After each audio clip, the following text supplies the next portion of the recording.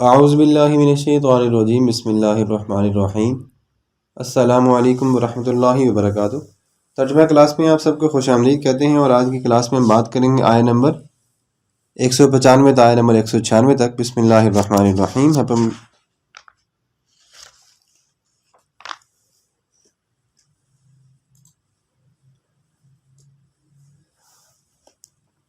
وَأَتِمُّوا اور پورا کرو، الحج حج کو، والعمرۃ اور عمرہ کو، للہ اللہ کے لیے۔ وَأَتِمُّوا الحج والعمرۃ للہ، اور حج اور عمرہ کو اللہ کے لیے پورا کرو۔ فَإِن پس اگر احصرتم تمہیں روک دیا جائے یا تم گھیرے جاؤ، فَمَسْتَيْسَرَ پس جو بھی میسر ہو، من الہدی قربانی سے، تو اگر تمہیں راستے میں روک لیے جاؤ تو جیسی قربانی میسر ہو کر دو۔ وَلَا تَحْلِقُوا اور مت منڈواؤ، وَلَا تَحْلِقُوا اور مت منڈواؤ، رؤوسکم اپنے سروں کو، وَلَا تَحْلِقُوا رؤوسکم اپنے سروں کو مت منڈواؤ، مطلب اپنے سروں کے بال مت اتاراؤ، حتیٰ یہاں تک کہ یبلغ الہدی محلہ قربانی پہنچ جائے اپنے حلال ہونے کی جگہ پہ، اور جب تک قربانی اپنے مقام پر نہ پہنچ جائے سر مت منڈواؤ، ٹھیک ہے؟ جب تک کہ قربانی نہ پہنچ جائے اپنی جگہ پہ، حتیٰ یہاں تک کہ یبلغ وہ پہنچ جائے، الہدی قربانی، محلہ اس کے حلال کرنے کی جگہ پہ، مطلب قربانی جب تک قربان گاہ تک نہ پہنچ جائے تب تک آپ اپنے سر مت منڈواؤ۔ فمن کانا پس تم میں سے جو ہو، منکم تم میں سے، ٹھیک ہے؟ فمن پس جو کانا ہو، منکم تم میں سے، مریضن مریض، او بھی اذن یا اسے کوئی بیماری ہو، من رأسہ اس کے سر میں، مطلب او بھی اذن من رأسہ یا اس کے سر میں کوئی تکلیف ہو، ففدیۃ تو بدلہ ہے، ففدیۃ تو بدلہ ہے، من صیام روزے سے، او صدقۃ یا خیرات سے، او نسک یا وہ قربانی دے دے۔ تو تم میں سے جس کسی کے سر پر بھی کوئی تکلیف ہو تو وہ اس کے بدلے میں روزہ رکھ لے، صدقہ دے دے یا پھر قربانی کر لے۔ فَإِذَا أَمِنْتُمْ پس جب تم امن کی حالت میں ہو، جب تم امن میں ہو، فمن پس جو کوئی بھی تمتع فائدہ اٹھائے، بالعمرۃ عمرہ کا، الی الحج حج کے ساتھ، مطلب جو عمرہ اور حج ساتھ کرنا چاہے، فَمَسْتَيْسَرَ مِنَ الْهَدْيِ پس جو بھی اسے میسر ہو وہ قربانی کر لے۔ فَمَن لَّمْ يَجِدْ پس جو انسان نہ پائے، فَصِيَامُ تو پھر وہ روزے رکھے، ثلاثۃ ایام 3 دن کے۔ تو تم میں سے جو کوئی بھی حج یا عمرہ وہ دونوں ساتھ ان کا فائدہ اٹھانا چاہتا ہے تو وہ جیسی قربانی اسے میسر ہو وہ کر دے، ٹھیک ہے؟ اور اگر تم میں سے جو یہ نہ پائے تو وہ 3 دن کے روزے رکھے حج میں، ٹھیک ہے؟ فی الحج حج میں، وسبعۃ اور 7 دن کے روزے رکھے، اذا رجعتم جب وہ واپس آ جائے، اذا رجعتم جب وہ واپس آ جائے، تلک عشرۃ کاملہ یہ پورے 10 ہو جائیں گے، اس طرح یہ پورے 10 ہو جائیں گے، یہ پورے 10 ہوئے۔ ذالک یہ بات، لمن اس شخص کے لیے ہے، لم یکن جو نہ ہو، اہلہ اس کا اہل، حاضر المسجد الحرام مسجد حرام کے پاس رہنے والا، یا یہ اس شخص کے لیے حکم ہے کہ جس کے اہل و عیال مسجد حرام کے رہنے والے نہ ہوں، ٹھیک ہے؟ ذالک لمن لم یکن یہ اس شخص کے لیے ہے، اہلہ کہ جس کے اہل والے گھر والے، حاضر المسجد الحرام مسجد حرام کے ساتھ یا مسجد حرام کے رہنے والے نہ ہوں۔ واتقوا اللہ اور اللہ سے ڈر جاؤ، وَاعْلَمُوا اور جان لو، ان اللہ بے شک اللہ، شدید العقاب سخت عذاب دینے والا ہے۔ محترم سامعین، ان آیات مبارکہ میں آپ نے پڑھا کہ اللہ تبارک و تعالیٰ نے حج کے بارے میں اور عمرے کے بارے میں احکامات بتائے ہیں۔ پچھلی آیات مبارکہ میں آپ نے پڑھا کہ اللہ تبارک و تعالیٰ نے جنگ اور جہاد کے بارے میں حکم دیے۔ محترم سامعین، فرضیت حج کی تاریخ میں جو ہے وہ بتایا جاتا ہے کہ یہ 8 ہجری میں بھی 9 ہجری میں بھی جو ہے وہ حج فرض ہوا۔ خیر، اس کے بارے میں مختلف جو ہے وہ روایات ملتی ہیں کہ 9 ہجری میں حضرت ابوبکر صدیق رضی اللہ تعالیٰ عنہ نے اور 10 ہجری میں آپ صلی اللہ علیہ وسلم نے حج کیا۔ مرقات جلد نمبر 5 صفحہ نمبر 263۔ اب اگر ہم بات کریں تو حج اور عمرے کے بارے میں، حج کا لغوی اور شرعی معنی ارادہ کرنا، اور شرعی معنی یہ ہو جائے گا کہ آپ اللہ کے گھر کی طرف جانے کا ارادہ کریں، یہ حج ہے، ٹھیک ہے۔ اسی طرح حج کی جو ہے وہ 3 اقسام ہیں، مختصر ہم آپ کو بتائیں گے، زیادہ ڈیٹیل میں نہیں جا رہے۔ حج افراد مطلب جس میں صرف مناسک حج ادا کیا جائیں اور اس سے پہلے عمرہ نہ کیا جائے، اور یہ صرف مکہ مکرمہ میں رہنے والوں کے لیے ہوگا۔ نمبر 2 حج تمتع، مطلب میقات کہتے ہیں احرام باندھنے کی جگہ کو، میقات سے عمرہ کا احرام باندھ لیا جائے اور عمرہ کرنے کے بعد پھر سر کے بال منڈوائے جائیں، یا بالکل ہی ایسا ہو جائے کہ 8 تاریخ کو حج کا احرام باندھ لے اور پھر اس کے بعد مناسک حج ادا کرنے کے بعد وہ حلال ہو جائے، ٹھیک ہے، سر منڈوا لے۔ حج قران، یہ یوں سمجھ لیں کہ میقات سے جب ہم احرام باندھتے ہیں اور عمرہ ادا کرنے کے بعد احرام کو برقرار رکھتے ہیں، پھر اسی احرام کے ساتھ جو ہم نے پہلے باندھا تھا حج بھی کرنا ہے اور مناسک حج بھی ادا کرنی ہے، پھر اس کے بعد سر کے بال کٹوا کر یا منڈوا کر احرام کھولنا ہے، ٹھیک ہے۔ حج قران میں زیادہ مشقت بھی ہے، لہذا اس کا اجر بھی زیادہ ہے۔ اکثر روایات کے مطابق نبی کریم صلی اللہ علیہ وسلم نے جو حج کیا تھا وہ حج قران تھا۔ احرام جب آپ نے باندھ لیا تو اس کے بعد پھر حتی یبلغ الہدی محلہ، کچھ کام ایسے ہو جاتے ہیں جو کہ انسان کے لیے منع کر دیے جاتے ہیں۔ مثلا مرد کے احرام کے لیے 2 پاک صاف نئی دھلی ہوئی چادریں ہوں، ایک چادر جو ہے وہ تہبند کی طرح نیچے باندھ لے اور دوسری سر یہ جو شانہ بنتا ہے اس کے اوپر اوڑھ لے، سر جو ہے وہ کھلا رکھنا ہے۔ عورت جو ہے وہ سلے ہوئے کپڑے پہنے گی، سر اور پورا جسم ڈھانپ کر رکھے گی، صرف اس کا چہرہ کھلا رہے گا۔ احرام کے اندر جو چیزیں آپ نہیں کر سکتے وہ بے شمار ہیں۔ نمبر 1، کسی قسم کا کوئی گناہ نہیں کرنا، کسی سے کوئی لڑائی جھگڑا، خشکی کے تمام جانوروں کا شکار نہیں ہو سکے گا، نہ آپ ان کی طرف اشارہ کر سکتے ہیں، نہ آپ ان کی رہنمائی کر سکتے ہیں۔ قصدن یا بلا قصدن خوشبو نہیں لگائے گا، خوشبو کا سونگھنا بھی مکروہ ہے۔ ہاں، خوشبودار جو صابن ہے اس سے نہانا یا شیمپو استعمال کرنا، اگر یہ بھی کہا جائے تو اس میں بھی جو ہے وہ کہا جاتا ہے کہ یہ جائز نہیں ہے۔ اگر خوشبودار چیزیں پکی ہوئی ہوں تو پھر کوئی حرج نہیں، اگر کچی ہوں اور دوسری چیز سے مخلوط ہو اور خوشبو جو ہے وہ زیادہ ہو جائے تو پھر جائز ہے، ٹھیک ہے۔ اسی طرح ناخن نہیں کاٹنے، چہرے کو نہیں ڈھانپنا، چہرے کا بعض حصہ مثلا ٹھوڑی کو ہتھیلی سے نہیں ڈھانپنا، سر کو نہیں ڈھانپنا، اسی طرح سر میں تیل نہیں ڈالنا، نہ بالوں میں مہندی وغیرہ کا کوئی حکم ہے، نہ ہاتھوں میں سر کے بال یا بدن کے بال نہیں منڈوانے، سلے ہوئے کپڑے نہیں پہننے، امامہ یا ٹوپی نہیں پہننے، چمڑے کے موزے بھی نہیں پہننے۔ ایسی چپل پہن سکتا ہے کہ جس سے جو ہے وہ انسان کے قدم چھپ سکتے ہیں اور ٹخنے جو ہے وہ کھلے ہوں۔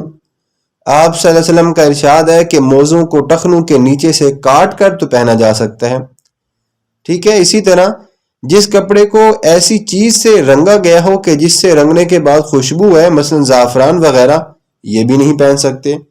اور آخر میں مکہ مکرمہ کے کسی درخت کو بھی جو ہے وہ کاٹنا جائز نہیں ہے۔ اور اسی طرح احرام کے اندر جو کام جو ہے وہ جائز ہیں وہ آپ کو بتا دیتے ہیں۔ احرام کے اندر جو ہے وہ حمام میں آپ داخل ہو سکتے ہیں، کسی مکان اور محمل کے سائے کو آپ حاصل کر سکتے ہیں، مثلا چھتری وغیرہ، ٹھیک ہے۔ اسی طرح احرام کی چادر پر چمڑے کی پٹی باندھ سکتے ہیں، جس میں پیسے رکھنے کے لیے آپ کوئی چیز استعمال کر سکتے ہیں۔ کمر باندھنے کی پٹی بھی آپ استعمال کر سکتے ہیں۔ بغیر خوشبو کا آپ سرما لگا سکتے ہیں، ٹھیک ہے۔ اسی طرح ٹوٹی ہوئی ہڈی ہے تو آپ اس کو جڑوا سکتے ہیں، سر یا کمر کو کھجا سکتے ہیں، لیکن اس احتیاط سے کہ بال نہ اکھڑنے چاہیے۔ اگر 3 بال اکھڑ گئے تو سمجھ لیں کہ 1 مٹھی طعام جو ہے وہ صدقہ دینا پڑے گا۔ پھر اس کے بعد احرام کے اندر کچھ کام ایسے ہیں جو کہ مستحب ہیں، کثرت کے ساتھ آپ نے یہ تسبیح پڑھنی ہے، لبیک اللہم لبیک لبیک لا شریک لک لبیک ان الحمد والنعمت لک والملک لا شریک لک، صحیح بخاری جلد نمبر 1 صفحہ نمبر 210۔ جب نماز پڑھے یا کسی بلندی پر چڑھے یا کسی وادی سے اترے یا سواروں سے ملے یا سحری کا وقت ہو تو تلبیہ پڑھے، ٹھیک ہے۔ جب مکہ میں داخل ہو تو پہلے مسجد حرام میں باب السلام سے داخل ہو، اور جب کعبہ کو دیکھے تو 3 بار تکبیر اور کلمہ طیبہ پڑھے، کعبہ پر پہلی نظر پڑتے ہی دعا کرے، اس وقت دعا قبول ہوتی ہے. اور یہ بھی دعا کرے کہ اے اللہ ہمارے دلوں میں کعبہ کی محبت، اس کی تعظیم اور اس کی حیبیت کو اور زیادہ کر دے. اس کے بعد ہم بات کر لیتے ہیں عمرہ کرنے کے طریقے کے بارے میں. غیر مکی جو بھی ہوں گے وہ میقات سے عمرہ کا احرام باندھ لیں گے. پاکستان کے رہنے والے چونکہ ہوائی جہاز سے اگر سفر کرتے ہیں اس لیے وہ اپنے گھر میں غسل کر کے احرام باندھ سکتے ہیں، یا پھر یہ بھی ہو سکتا ہے کہ ایئرپورٹ کے لاؤنج میں کوئی جگہ بنی ہو جہاں پہ وہ 2 رکعت نماز پڑھ کر عمرہ کی نیت کر لیں اور وہیں سے جو ہے وہ احرام باندھ لیں اور وہ دعا کریں کہ اے اللہ میں عمرہ کے لیے حاضر ہوں، اس کو میرے لیے آسان کر دے اور میری طرف سے قبول فرما. پھر جو ہے وہ بکثرت کے ساتھ تلبیہ جو تسبیح ہے وہ پڑھتا رہے. پھر مکہ میں پہنچ کر عمرہ ادا کرے، یعنی بیت اللہ کا 7 مرتبہ طواف کرے اور اس کے بعد پھر کندھے ہلا کر جو ہے وہ دوڑتے ہوئے طواف کرے. ٹھیک ہے، اس کے بعد جب بھی حجر اسود کے سامنے سے گزرے اگر ممکن ہو تو اس کو بوسہ دے، ورنہ اس کی طرف منہ کر کے اس کی طرف دونوں ہتھیلیاں اس طرح رکھے، ایسے رکھے کہ جیسے وہ اس پر رکھا ہوا ہے ایسے دکھائے. پھر اس کے بعد وہ آپ صلی اللہ علیہ وسلم پر درود پاک پڑھے. پھر اس کے بعد جب رکن یمانی کے پاس سے گزرے تو کیا کرے، اس کو بھی چھو کر اس کی تعظیم کرے. اس کے بعد اگر ہم بات کریں تو اور بھی بے شمار کام ایسے ہیں جو کہ عمرہ کے درمیان جو ہے وہ کیے جاتے ہیں. اگر ہم بات کریں حج کے بارے میں، حج کرنے کے طریقے کے بارے میں، تو یہ بھی ہم تھوڑا سا آپ کو بتا دیتے ہیں. حج کرنے والا 8 ذوالحج کو صبح کی نماز مسجد حرام میں ادا کرے گا. حج کی نیت سے غسل کر کے احرام باندھے، 2 رکعت نماز پڑھے اور یہ دعا کرے کہ اے اللہ میں حج کا ارادہ کرتا ہوں تو اس کو میرے لیے آسان کر دے اور قبول فرما.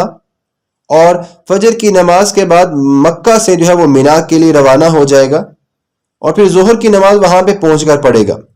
پھر اس کے بعد حج کی سعی کو ہم طواف پر مقدم کرتے ہیں، اس لیے آسانی ہے اس میں، کیونکہ 7 ذوالحج کو ہم حج کا احرام باندھ لیں اور حج کی سعی کر لیں اور 8 تاریخ کو فجر کی نماز کے بعد وہ مینا چلے جائیں اور اس کے بعد بقیہ نمازیں وہ مینا میں جا کے ادا کریں اور طلوع فجر کے بعد مینا سے عرفات کے لیے وہ روانہ ہو جائیں. اگر امام کے ساتھ نماز پڑھے تو ظہر کے وقت میں ظہر اور عصر دونوں نمازوں کو جمع کر کے ایک ساتھ پڑھ لیں، ورنہ ہر نماز اپنے وقت میں پڑھے. اس کے بعد جبل رحمت کے قریب جا کر قبلہ کی طرف منہ کر کے کھڑا ہو اور بلند آواز سے گڑ گڑا کر دعا مانگے اور زندگی کے تمام گناہوں سے توبہ کرے. تاہم کھڑا ہونا شرط یہ واجب نہیں ہے، اگر آپ بیٹھ کر دعا کر سکتے ہیں تو وہ بھی ٹھیک ہے. آپ صلی اللہ علیہ وسلم نے وقوف فرمایا تھا، یہ جگہ میدان عرفات کے وسط میں ہے. اگر یہاں موقع نہ ملے تو وادی عرفہ کے تمام جو میدان ہیں جیسے میدان عرفات ہے وہ آپ وہاں پہ جا سکتے ہیں، جس میں جگہ آپ کو مل جائے کھڑے ہو کے بیٹھ کے آپ وہاں پہ جا کے دعا کر سکتے ہیں، آپ کا حج ہو جائے گا. غروبی آفتاب تک میدان عرفات میں رہنا ضروری اور واجب ہے. غروبی آفتاب کے بعد میدان عرفات سے مزدلفہ کے لیے روانہ ہو. راستے میں اللہ اکبر لا الہ الا اللہ اللہ اکبر وللہ الحمد پڑھنا مستحب ہے، پیدل جانا چاہیے. مزدلفہ میں مغرب کی نماز عشاء کے وقت میں پڑھے، مغرب میں ادا کی نیت کرے اور اس کی سنتوں کو ترک کر دے. اس رات کو جاگ کر عبادت کرنا لیلۃ القدر میں جاگنے سے بھی افضل ہے. اسی رات میں رمی کے لیے 70 یا 80 کنکریاں چن لے. طلوع فجر کے بعد صبح کی نماز منہ اندھیرے میں پڑھے، اس کے بعد وقوف کرے، کھڑے ہو کر پھر دعا کرے. وقوف کا جو وقت ہوگا وہ طلوع فجر سے لے کر طلوع شمس تک کا ہے، خواب اس وقت چل رہا ہو تو پھر وقوف ہو جائے گا. پھر اللہ اکبر یہ والی تسبیح دوبارہ پڑھتا رہے، پھر درود پاک پڑھے، پھر اس کے بعد دعا کرے. پھر اس کے بعد اگر آخر میں دیکھے جب روشنی بالکل پھیل جائے، صبح نکل جائے، صبح ہو جائے، طلوع ہو جائے سورج، تو مینا کے لیے وہ روانہ ہو جائے اور جمرہ عقبہ کو رمی کرے. 5 ہاتھ کے فاصلے سے 7 کنکریاں مارے، ہر کنکری کے مارتے وقت اللہ اکبر کہے. رمی کے بعد پھر وہ قربانی کرے، پھر وہ سر کے بال منڈوا لے یا کٹوا لے. منڈوا لے تو زیادہ افضل ہے، اگر بال کٹوائے تو کم از کم 1 پور کے برابر کٹوائے. 1/4 سر کے بال کٹوانا واجب ہے اور پورے سر کے بالوں کو کٹوانا مستحب ہے. سر منڈوانے کے بعد وہ حلال ہو گیا اور اس پر ہر چیز جو ہے وہ حلال ہو جاتی ہے سوائے بیوی سے جماع کے. پھر ایام نہر کے 3 دنوں میں سے کسی ایک دن مکہ جا کر طواف زیارت کر لے. اگر پہلے صحیح کر چکا ہے تو اس طواف میں رمل نہیں کرے گا، اور اگر پہلے صحیح نہیں کی تو پہلے 3 چکروں میں رمل کرے گا اور 7 چکر پورے کرے گا. 2 رکعت نماز طواف پڑھے اور اس کے بعد صحیح کرے گا.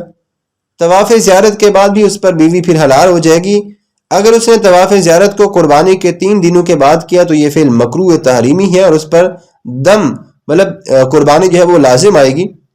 اس کے بعد طواف زیارت کا وقت پھر ساری عمر کا ہے۔ وقوف عرفات اور طواف زیارت کرنے کے بعد حج کے فرائض ادا ہو جائیں گے۔ وقوف مزدلفہ، حج کی سعی اور رمی جمرات یہ واجب ہیں، ان میں سے کسی ایک کے بھی ترک سے قربانی لازم آئے گی۔ 10 ذوالحج کو طواف زیارت کرنے کے بعد منا لوٹ آئے اور وہیں پہ رات گزارے، اور 11 تاریخ کو زوال کے بعد تینوں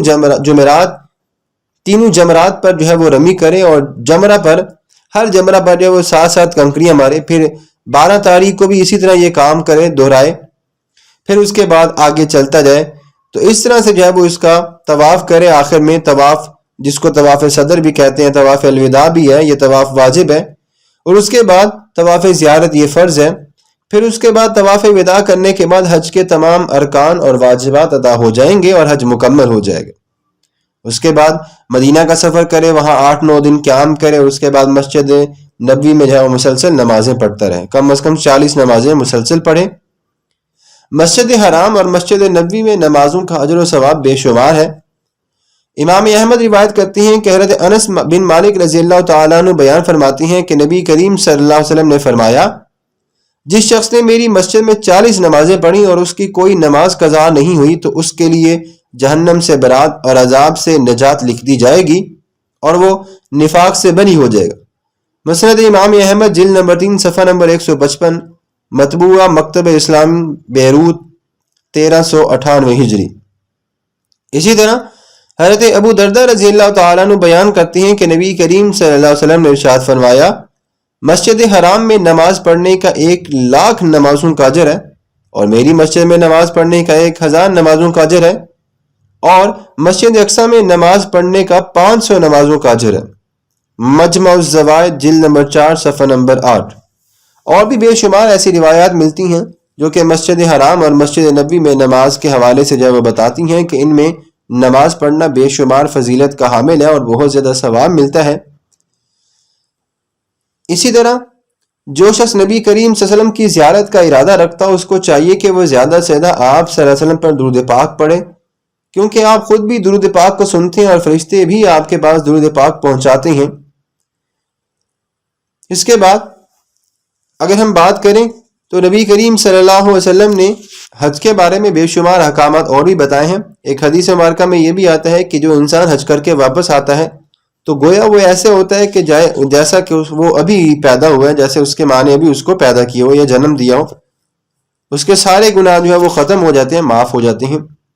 باقی اس کے لیے اور بھی بے شمار احکامات ہیں کہ قربانی جو ہے وہ کتنی کرنی چاہیے، قربانی کے احکامات کیا ہے، قربانی کس صورت میں کی جاتی ہے، اور انشاءاللہ ہم پھر کسی اور ویڈیو میں آپ کے سامنے بات کریں گے۔ ابھی فی الحال ویڈیو جو ہے وہ زیادہ بڑی ہو رہی ہے۔ آج کی ویڈیو کا ہم یہیں پہ اختتام کرتے ہیں۔ آخر میں اللہ تبارک و تعالیٰ کی بارگاہ میں ہم دعا گو ہیں کہ اللہ تبارک و تعالیٰ اس کلام مجید اور ان آیات مبارکہ کے ثواب کو خصوص بالخصوص حضور نبی کریم صلی اللہ علیہ وسلم کے وسیلہ جلیلہ سے ان آیات مبارکہ کے ثواب کو میں اپنی والدہ کے احسان ثواب کے لیے دعائے مغفرت کے لیے پیش کرتا ہوں، اور اللہ کی بارگاہ میں یہ بھی دعا کرتا ہوں کہ اللہ تبارک و تعالیٰ ان آیات مبارکہ کے ثواب کی وجہ سے میری والدہ کی مغفرت فرمائے، انہیں جنت الفردوس میں اعلیٰ مقام عطا فرمائے، اور ان کی قبر کی تمام منازل کو آسان فرمائے۔ جتنی بھی مشکلات ہیں قبر میں وہ ساری کی ساری آسان فرمائے، اپنی دیدار نصیب فرمائے، جنت الفردوس میں اعلیٰ مقام عطا فرمائے، اور ہم سب کو بھی قرآن مجید کو صحیح معنوں میں پڑھنے کی، سمجھنے کی اور اس پر عمل کرنے کی توفیق عطا فرمائے۔ آمین۔ وما علینا الا البلاغ المبین۔